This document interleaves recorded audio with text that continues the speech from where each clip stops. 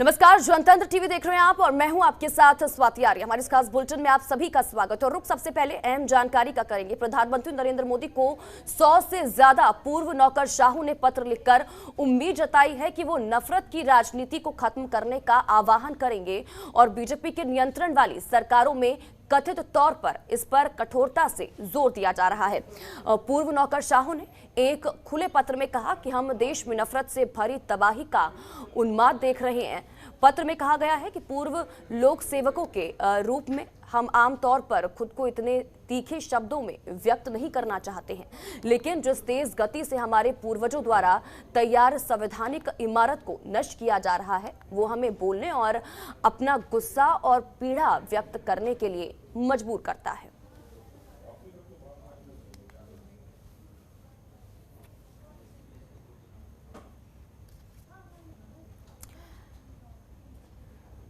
तो ज्यादा जानकारी के साथ ममता चतुर्वेदी हमारी संवाददाता हमारे साथ लाइव जुड़ चुकी है इसी खबर पर। ममता, जानकारी चाहेंगे। पत्र दरअसल प्रधानमंत्री नरेंद्र मोदी को लिखा गया है और जिस तरह से आजकल नफरत की राजनीति और जिस तरह से ये कहा जा सकता है, इससे पहले राहुल गांधी की तरफ से भी इसको लेकर ट्वीट किया गया था, और क्या कुछ पत्र में लिखा गया है प्रधानमंत्री नरेंद्र मोदी को? जी बिल्कुल, देखिए 108 नौकरशाह हैं, यानी कि रिटायर्ड आईएएस हैं, जिन्होंने प्रधानमंत्री नरेंद्र मोदी को एक खुला पत्र लिखा है और जिसमें इस बात का जिक्र किया है कि वर्तमान में संवैधानिक ढांचे पर किस तरीके से प्रहार किया है।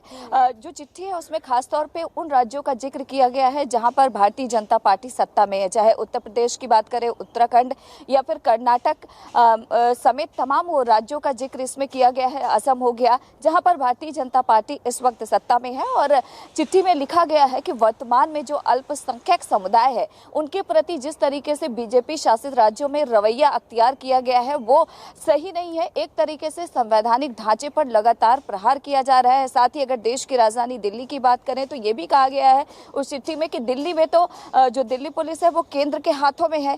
ऐसे में यहाँ पर भी कुछ ऐसी घटनाएं देखने को मिल रही हैं जहाँ पर पुलिस निरंकुश है। तो कहीं ना कहीं इस चिट्ठी में लगातार ये आरोप लगाया गया है और ये कहा गया है कि क्योंकि वर्तमान में संवैधानिक ढांचे पर लगातार प्रहार किया जा रहा है, ऐसे में पूर्व नौकरशाह होने के नाते वो चुप ज्यादा समय तक नहीं रह पाए और देखा जाए तो वो काफी लंबे समय तक काम कर चुके हैं। देश के विकास की गति में उन्होंने अपना योगदान दिया है। इन तमाम चीजों का उन्होंने अपनी चिट्ठी में जिक्र किया है और कहा है कि जो वर्तमान में हालात बने हुए हैं देश के संवैधानिक ढांचे के लिए ये उचित नहीं है। ऐसे में प्रधानमंत्री नरेंद्र मोदी को इस पूरे मामले को लेकर दखल देना चाहिए और जो स्थितियां खासतौर पर बीजेपी शासित राज्यों में बनी हुई है उसका निदान करना चाहिए और जो अल्पसंख्यक समुदाय में खौफ की स्थिति एक तरीके से बन चुकी है उसको भी खत्म करना चाहिए। इस तरीके की बात इस चिट्ठी में लिखी गई है। अब देखना यही होगा कि 108 नौकरशाहों की चिट्ठी के बाद प्रधानमंत्री क्या इस चिट्ठी पर संज्ञान लेते हैं, क्योंकि देखा जाए तो कई आरोप भी लगाए गए हैं इस चिट्ठी के जरिए और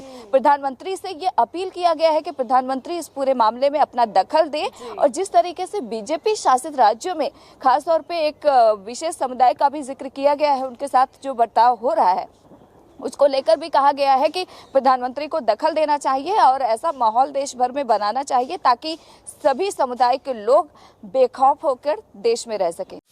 खबरों के निष्पक्ष विश्लेषण के लिए सब्सक्राइब करें Jantantra TV and press the bell icon. Never miss any update.